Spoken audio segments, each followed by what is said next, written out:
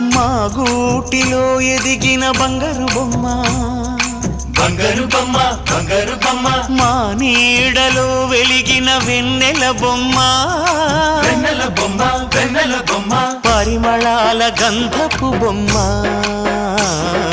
సున్నితాల గాజు బొమ్మ, పుట్టి నింట లేత బొమ్మ, మెట్టి నింట సీత బొమ్మ.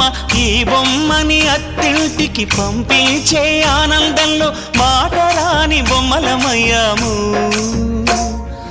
మాటరాని బొమ్మలమయ్యాము.